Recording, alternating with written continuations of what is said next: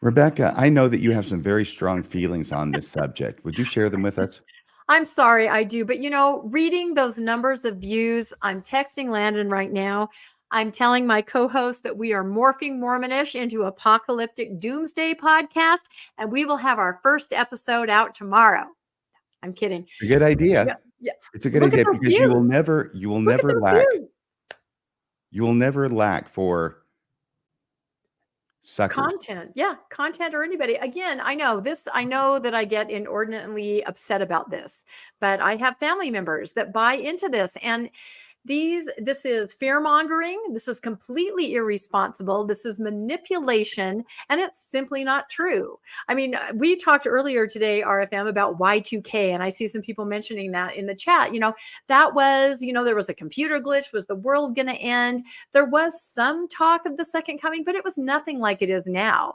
And as you and I discussed back then, it was pre-internet, right? What's happening now is because of the internet and other influences, everybody's jumping ship from Mormonism. And what's the best way? History has shown to get people to stay in that boat, to scare the freaking hell out of them.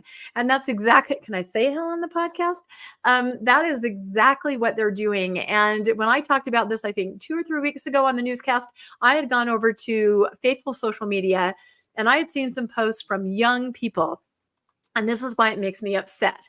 I mean, those of us that are older, whatever, we're being manipulated. If you can't see it, too bad. But I'm talking teenagers in therapy that are saying, I'm scared. Will I grow up? Will I ever have a family? Will I get married? They're making life decisions based on this rhetoric, this fear mongering rhetoric. Maybe I should skip school. Maybe I should get married now. What should I do?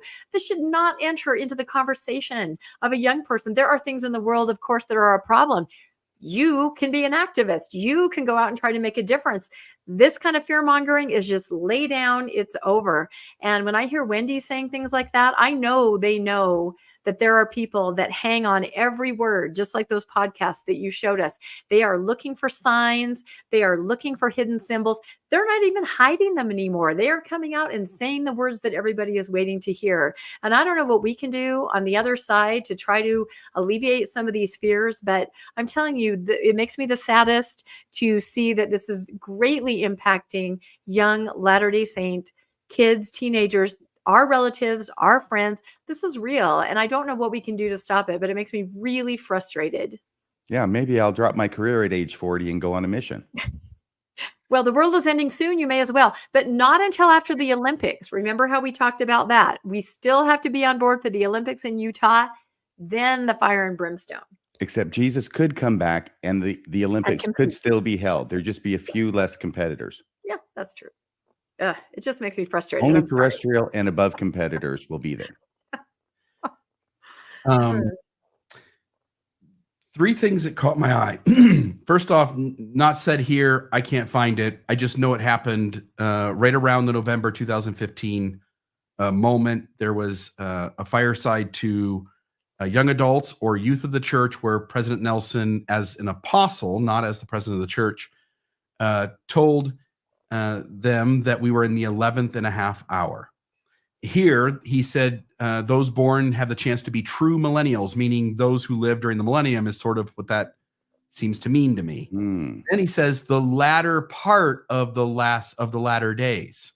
So, folks, just do some math. If we started in 1830, that's the last days. Joseph Smith called us the prophet of the restoration. You can back up to the first vision if you'd like to.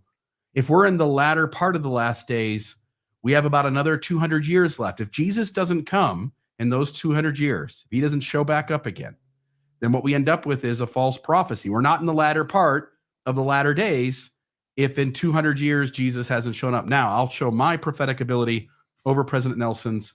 You can go 500 years into the future. There will be no Jesus coming back in that time, and you will find out that Bill Reel is a much better prophet, seer, and revelator than President Russell M. Nelson. Well, I would go further than that. I think you're being quite charitable, and that becomes you. But Joseph Smith taught quite clearly that those living in his day would see the second coming, that there were those among them living then at the time of the restoration that would see Jesus coming again. And that has been very close to 200 years now.